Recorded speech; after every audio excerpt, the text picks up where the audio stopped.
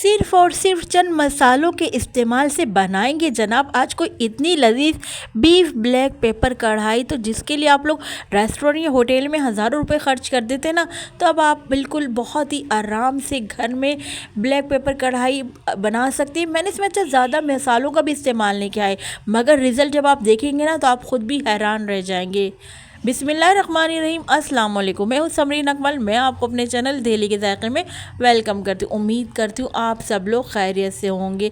आज बनाएंगे हम बहुत ही कम मिर्च मसालों से ब्लैक पेपर कढ़ाई। इसका कोई इतना गज़ब का टेस्ट बनेगा ना, आप यकीन करें कि आप हर बार इसी तरीके से ही कढ़ाई बनाना पसंद करेंगे। तो रेसिपी अच्छी लगे तो रेसिपी को अभी से मैं कहती हूँ लाइक तो अभी से ही कर दीजिए, और अपने फ्रेंड फैमिली में रेसिपी को लाजमी शेयर किया करें। और जिन लोगों ने अभी तक दिल्ली के ज़ायक़े सब्सक्राइब नहीं किया है तो प्लीज़ आप लोगों से रिक्वेस्ट है कि दिल्ली के ज़ायक़े सब्सक्राइब कर लीजिए, बेल के बटन को ज़रूर प्रेस कीजिए, जिससे इससे मेरी हर नई आने वाली यमी यमी रेसिपी आपको फौरी देखने को मिलेगी। तो चले ब्लैक पेपर कढ़ाई बनाना स्टार्ट कर लेते हैं। तो ब्लैक पेपर कढ़ाई बनाने के लिए ना मैं यहाँ पर बीफ का गोश्त ले रही हूँ। ये बोनलेस गोश्त है और ये तकरीबन 300 ग्राम के आसपास ये गोश्त है ना। तो देखिए यहाँ पर मैं सबसे पहला काम क्या करूँगी, बाकी हम बाद में दूसरे काम करेंगे। सबसे पहले हम गोश्त को बॉयल करने रख देंगे। इससे क्या होगा, इससे आपके काम की जो है वक्त की जो है बचत भी हो जाएगी और काम भी आपका बहुत ईजी हो जाएगा। तो यहाँ पर मैं 80% तक गोश्त को गला लूँगी। तो हमने यहाँ पर कुछ भी ऐड नहीं करना, ना नमक ना लहसुन अदरक का पेस्ट, कुछ भी नहीं, सिर्फ पानी में इसको बॉयल कर लेंगे। अच्छा, गोश्त को तो मैंने लिड लगा के कवर करके बॉईल करने के लिए रख दिया है मीडियम टू लो फ्लेम पर। इधर आ जाते हैं हम दूसरे काम की तरफ। यहाँ पर मैंने क्या करा, मैंने पैन में 1 टेबल स्पून भरकर साबुत धनिया शामिल करते हैं, 1 टेबल स्पून भरकर ही सफ़ेद ज़ीरा ले लिया है। अब इन दोनों को हमने क्या करना है, ड्राई रोस्ट करना है। तो यहाँ पर हमने जो है मीडियम टू लो फ्लेम पर इसको ड्राई रोस्ट कर लेंगे। अच्छा, यहाँ पर हमने कब तक ड्राई रोस्ट करना है, जब इसमें से एक अच्छा सा कलर आ जाए और एक अच्छी सी खुशबू आने लग जाए, जब तक हमने इसको जो है ड्राई रोस्ट कर लेना है। यहाँ पर जो है साबुत धनिया और ज़ीरे की बहुत अच्छा सा अरोमा आने लग गया है, तो यानी ड्राई रोस्ट हो गया, कलर भी अच्छा सा आ गया है। तो मैं इनको निकाल लिया मैंने एक प्लेट में। अब जैसे ही ठंडी होंगी तो फिर मैं इनको जो है दरदरा सा कूट लूँगी।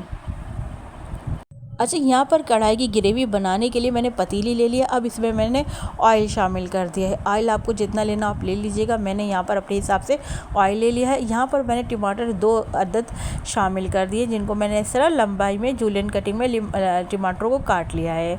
अच्छा, यहाँ पर जो है हमने ऑयल जैसे हमारा गर्म होना, हमने फिर टमाटर शामिल कर दिए हैं। मीडियम टू लो फ्लेम पर ही रखा है, हमने ये काम करना है। अच्छा, अब क्या करना है, हमने टमाटरों को ऑयल में अच्छी तरह गर्म ऑयल में मिक्स कर लिया। अब मैं यहाँ पर क्या करूँगी, मैं यहाँ पर ना टमाटरों को मुझे सॉफ्ट करना है, इनको गलाना है। तो मैं इनके ऊपर क्या करूँगी, मैं इनके ऊपर ना नमक स्प्रिंकल कर दूँगी, नमक डाल दूँगी। तो यहाँ पर मैं 1 टीस्पून नमक शामिल कर दूँगी। तो इससे क्या होगा, इससे टमाटर ना नमक डालने से बहुत जल्दी गल जाते हैं ना। तो मैंने नमक देखिए डाल दिया है, मिक्स कर लूँगी और कवर करके रख दूँगी मैं तकरीबन 5 से 8 मिनट तक के लिए, ताकि टमाटर हमारे जो अच्छे से गल जाए।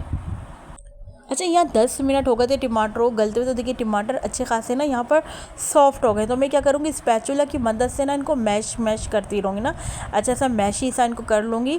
इससे क्या है, हमारा बहुत अच्छा जो है कढ़ाई गोश्त का जो है मसाला बहुत अच्छा बन जाएगा। जिन लोगों को प्रॉब्लम होती है ना कि वो जब घर में बनाते हैं तो उनसे मसाला नहीं बनता, तो देखिए यहाँ पर मैं प्याज का इस्तेमाल नहीं कर रही हूँ, मैं टमाटर में ही बना रही हूँ। तो लेकिन देखिए क्या करा, हमने टमाटरों को हमने पहले गला लेना। आपने देखा, हमने पहले टमाटरों को सॉफ्ट करा, फिर उसके बाद जो है हमने जो स्पून है इसकी मदद से इस तरह इनको मैश कर लेंगे। तो इससे अच्छा हमारी ग्रेवी अच्छी खासी बन जाएगी। आप देखिएगा जब हमने निकालेंगे सर्विंग डिश में, तो आप देखिए अच्छी खासी हमारी ग्रेवी बन जाएगी। अच्छा, देखिए यहाँ पर हमने टमाटरों को इस तरह मैश करते जा रहा है। अब साथ में हम यहाँ पर इंग्रेडिएंट भी ऐड कर लेंगे। तो यहाँ पर मैं शामिल कर लूँगी लहसुन अदरक का पेस्ट। तो यहाँ पर 1 टेबल स्पून में जो है लहसुन अदरक का पेस्ट ऐड कर दूँगी। साथ में हम यहाँ पर लहसुन अदरक के पेस्ट की भुनाई भी करते जाएंगे और स्पून से टमाटरों को मज़ीद मैश भी करते जाएंगे। अच्छा, तो यहाँ पर मैं 5 मिनट तक लहसुन अदरक के पेस्ट की जो है भुनाई कर लूँगी, ताकि उनका कच्चापन ख़त्म हो जाए। जब लहसुन अदरक के पेस्ट की हमने भुनाई कर ली, तो मैंने यहाँ पर शामिल कर दूँगी हरी मिर्चों का पेस्ट। तो यहाँ पर मैंने तकरीबन 3 से 4 हरी मिर्चें ली थी, उनको थोड़ा सा पानी शामिल करके मैंने पीस लिया था हरी मिर्चों को ना। अच्छा, हरी मिर्चें शामिल करने के बाद मैं यहाँ पर मिक्स कर लूँगी। अब हमने यहाँ पर मसाले की अच्छे तरीके से भुनाई करनी शुरू कर दी है। अच्छे तरीके से हम ये मसाले को भून लेंगे। अच्छा, अब मैं यहाँ पर ऐड कर दूँगी जो मैंने साबुत धनिया और ज़ीरे को ड्राई रोस्ट किया था ना, उनको मैंने इस तरह देखिए दरदरा सा कूट लिया था ना, तो ये शामिल कर दिए हैं हमने। तो इनको भी अच्छी तरीके से हमने मिक्स कर लेना। आप यकीन करें जब इस तरीके से आप लोग बनाएंगे ना, जिस तरीके से मैं आपको दिखा रही हूँ, आप लोगों ने स्टेप बाय स्टेप बिल्कुल इसी तरह कढ़ाई बना लेंगे ना, आप यकीन करें फिर तो आपको किसी साशे की ज़रूरत नहीं होगी। आप यकीन करें इससे इतना ज़बरदस्त हमारी कढ़ाई का अरोमा आ रहा था कि यकीन करें जब आप शादियों में जाते ना, जब शादियों में खाना खुलता है, कढ़ाई की जो खुशबू आ रही थी, बिल्कुल वही खुशबू वही टेस्ट आपको मिलेगा। अच्छा देखिए यहाँ पर अच्छे तरीके से भुना इसलिए कर रहे हैं हम ताकि टमाटरों का पानी बिल्कुल ड्राई हो जाए ना। अच्छा अब हमने जो गोश्त बॉयल किया था ना, 80% गोश्त हमने बॉयल किया था, वो हमने यहाँ पर शामिल कर दिया है गोश्त को। अच्छा इसका पानी हमने फेंकना नहीं है, जब हमें यहाँ पर पानी डालने की ज़रूरत होगी ना सालन में, तो हम क्या है वही इसका पानी शामिल कर देंगे। यानी एक तरह से आप इसकी गोश्त की यखनी सूप कह लें, हम वो इसमें शामिल कर लेंगे पानी की जगह। अच्छा तमाम गोश्त डालने के बाद अब मैं गोश्त को मसाले में अच्छी तरह मिक्स कर लूँगी और अच्छी तरीके से फिर से मैं भुनाई स्टार्ट कर दूँगी गोश्त में, ताकि जो गोश्त में हमने ना नमक डाला था, कुछ भी नहीं डाला था, तो गोश्त के अंदर तमाम नमक मिर्चों का टेस्ट अच्छे तरीके से अंदर तक पहुँच जाए। तो अच्छे तरीके से यहाँ पर हमने ना भुनाई करनी गोश्त डालने के बाद। तो तकरीबन 10 से 12 मिनट तक मैंने गोश्त के बाद अच्छी तरीके से यहाँ पर भुनाई करी। अब देखिए यहाँ पर जो है ऑयल सेपरेट हो गया है। अच्छा मैं यहाँ पर गोश्त चेक कर रही थी कि हमारा कितना गोश्त गल गया और कितना पानी हमें शामिल करके गोश्त को हमने कितनी देर तक मज़ीद और गलाना है। तो यहाँ पर जो हमने आपसे कहा था कि 80% गोश्त गल गया है, तो यहाँ पर 20% अभी हमने मज़ीद गोश्त और गलाना है। तो मैं यहाँ पर क्या करूँगी, जो हमने यखनी थी ना गोश्त की, वो यहाँ पर हम शामिल कर देंगे। तो तकरीबन मैंने 1 गिलास जो है यहाँ पर यखनी शामिल कर दी थी। अच्छा कवर करके रख देंगे गोश्त गलने तक के लिए। तो चले हम आपसे मिलते हैं 20 मिनट बाद।